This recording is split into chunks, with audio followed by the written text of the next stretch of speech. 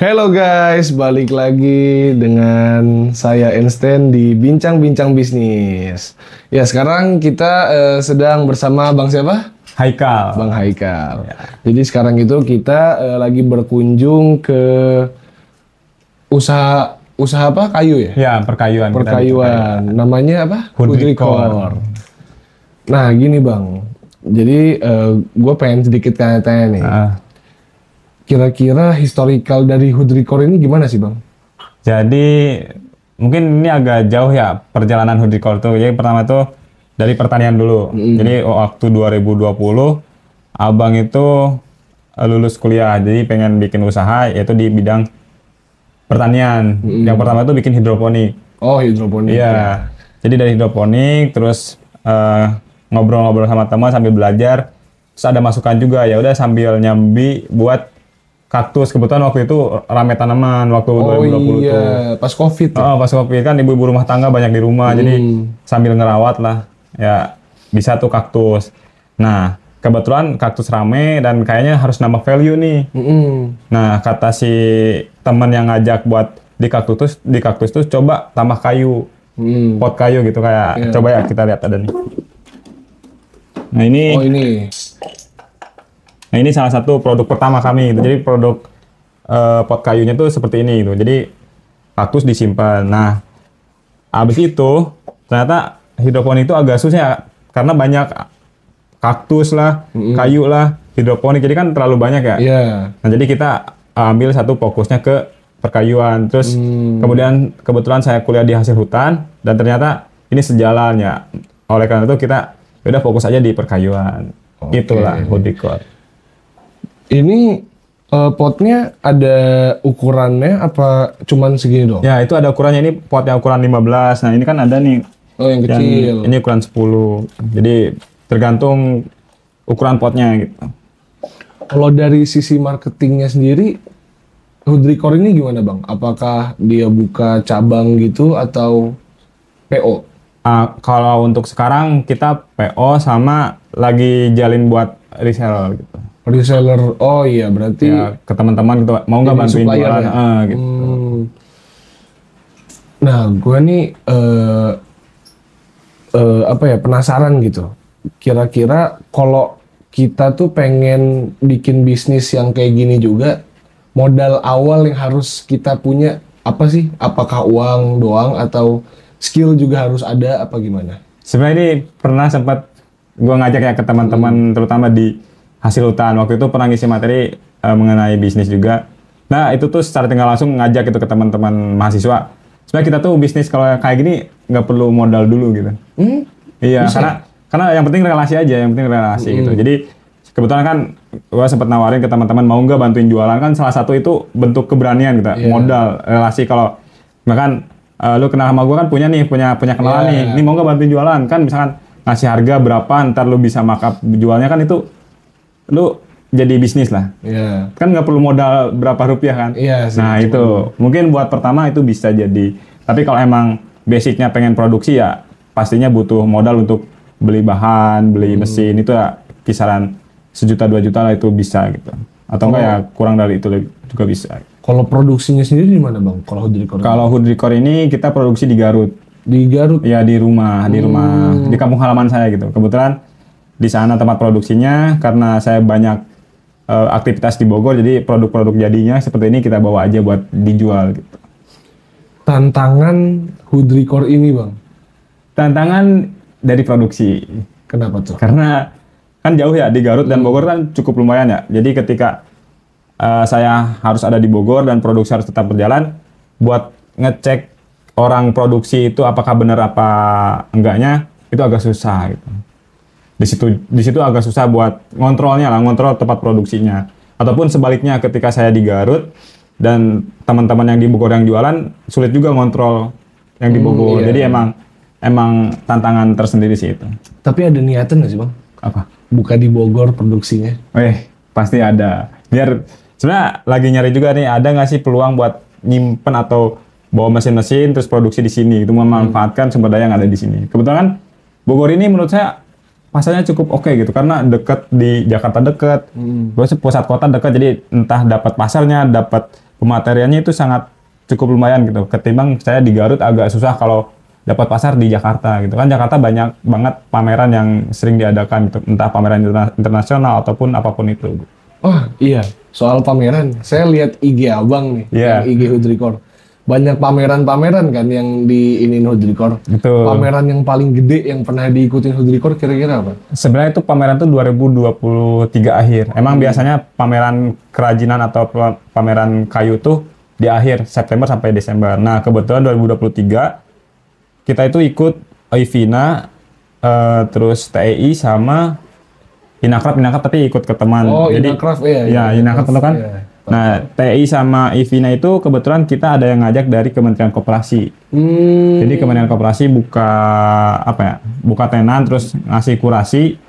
Kemudian produk ini gua coba upload, dikirim email dan masuk gitu. Seenggaknya meskipun produk kecil tapi udah tahu pengalamannya bagaimana sih pameran itu. Hood Record ini udah jadi UMKM atau belum sih, Bang? Kalau UMKM itu berarti dari omset ya? Iya, maksudnya udah terdaftar gitu nggak sih? Kan ada yang UMKM disuntik dana sama pemerintah. Oh, Kalau Hood Record udah belum?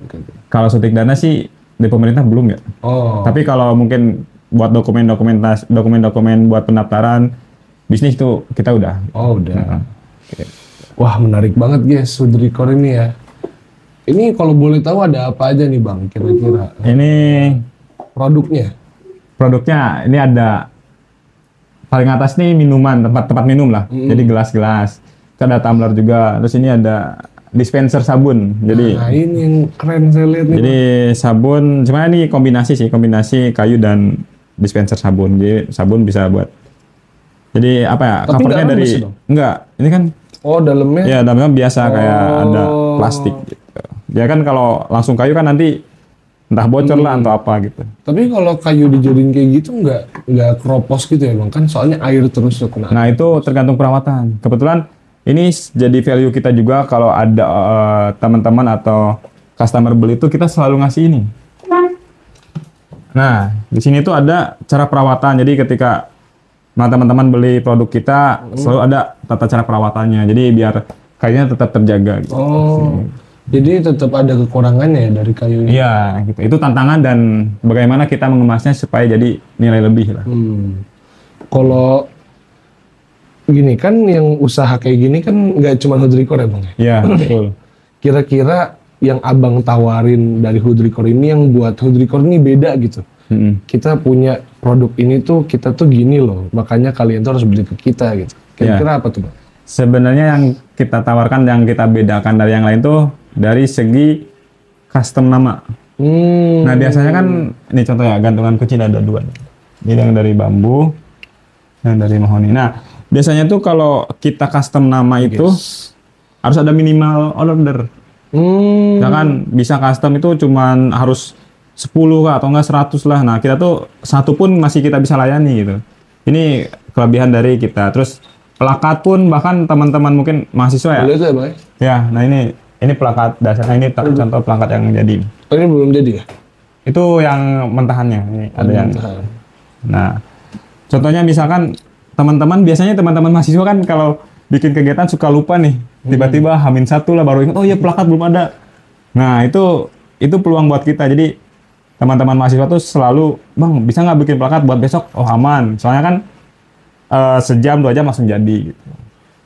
Kalau yang plakatnya sejam Bang? Sejam. Berarti kalau pesen 100 plakat 100 jam ditungguin gitu? Ya kalau dadakan butuh banyak ya kita nggak bisa gitu kan.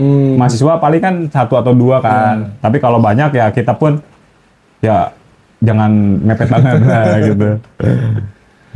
Wah menarik banget. Ini dari kayu apa nih Bang? Ini kombinasi dari kayu, ini kan mahoni nih yang merah. Ini jati Belanda atau apa ya, kayu paletan lah gitu. Yang di display ini beneran Bang? Dari mananya itu beneran Bang? Kayak misal dari... Iya ini tuh pesanan dari pemuda mendunia nih. Jadi kemarin sempat ada revisi, jadi ya kan nggak apa-apa jadi sampel buat kita gitu.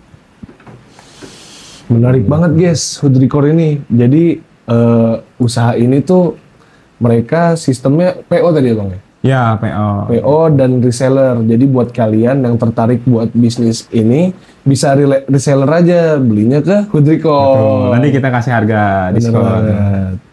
Nah Bang, kira-kira nih Bang, apa ya? Ada nggak sih Bang, apa ya? Bukan tantangan, pengalaman Abang pas lagi ngejalanin Hudriko ini tuh apa ya, kayak yang paling terkesan gitu, paling berkesan di Abang. Yang paling berkesan pameran sih. Itu kan pameran pertama dan langsung internasional kan. Terus produknya juga, yaudah kita coba aja gitu, modal nekat lah gitu. Kita yaudah ngirim email, di ACC apa enggak ya gimana nanti. Alhamdulillah kita di ACC cuman apa ya, produknya itu cuman 3 nggak tahu 5 gitu. Tentang talenan lah. Kita kirim, terus kita nyoba lingkungan pameran itu seperti apa. Ternyata orang-orang luar sangat tertarik, tapi kendalanya bisa nggak produksi banyak. Nah, itu. Udah pernah nyoba ekspor belum Bang? Kita baru ngirim sampel. Kebetulan waktu pameran juga, pameran tuh sempat kita coba beraniin buat ngobrol sama orang Korea itu. Kita punya produk ini, nah, terus dia ngechat kan. Ya, abis pameran ngechat, Kak, hubungan dengan baik, terus nanya-nanya, bisa nggak produk ini, bisa, terus bisa nggak kirim sampel dulu. Nah, kebetulan tahun berikutnya 2024 si orang Korea itu datang lagi ke Indonesia. Jadi kita sambil ngirim sampel. Gitu. Nah, nih Bang, ada pertanyaan. Abang itu niatnya Hudriko ini tuh ke depannya, ujungnya itu mau jadi apa? Apakah Hudriko ini mau jadi perusahaan emang kayu yang mendunia atau gimana tuh Bang? Jadi emang bikin sih, kita bikin visi misi bahwa si Hudriko itu pengen jadi pemimpin di bidang industri perkayuan. Kedepannya tuh pengen seperti itu ya. Kan ini dari mulai kecil perkayuan seperti ini, nanti kedepannya bisa buka pabrik-pabrik tentang perkayuan, entah furnitur, entah kayu lapis, entah papan partikel, pokoknya tentang perkayuan gitu. Saya boleh tahu nggak sih Bang, ini teknik pembuatannya dari awal tuh gimana Bang? Boleh. Jadi teknik awalnya, karena kita di Garut itu kebetulan dekat dengan pemotongan gergajian.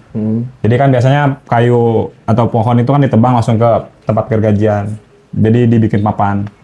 Nah, dari papan tersebut kita olah gitu. Jadi entah dijadiin plakat kayak gini. Kan ini awalnya dari papan ukuran 2 meter kali 20, kita dipotong-potong jadi kayak gini di plakat. Terus ada juga yang dijadiin gantungan kunci, terus gelas. Jadi awalnya emang dari bahan mentah papan gitu. Di apa? Kan kalau kan kayu nih kan. Berarti kan gelondongan gitu ya. Kita belinya nggak gelondongan. Ya kan kalau gelondongan itu maksudnya ke papan ke penggergajian kayu. Nah, di penggergajian jadi papan. Nah, di situ kita beli papan. Kalau beli gelondongan kita belum berani karena belum punya mesin buat motong jadi papannya. Oke. Wah, keren banget guys. Jadi Hudriko ini emang apa ya? Sangat menginspirasi lah buat kita. Maksudnya buat kalian nih yang mau bisnis tapi belum punya modal yang cukup, kalian tuh bisa bisnis bermodalkan hanya dengan relasi ya Bang ya? Betul, relasi. Silaturahmi kan pintu rezeki juga. Nah, itu dia. Wah, nggak kerasa guys, kita udah lumayan lama juga. Nah Bang, jadi kalau di BBB ini tiap mau closing itu dari tamunya bisa memberikan kata-kata motivasi, sepatah dua patah kata. Boleh Bang. Jadi mungkin closing statement lah ya. Ya, closing statement. Jadi teman-teman jangan risau untuk masa depan. Yang penting jangan sampai putus tali silaturahmi, karena tali silaturahmi itu adalah rezeki yang sangat membantu gitu. Entah buat kehidupan, entah buat ketenangan, dan entah buat di akhirat nanti. Oke, terima kasih Bang. Ya gitu aja guys buat episode kali ini. Terima kasih sudah menonton. See you next time. Bye-bye.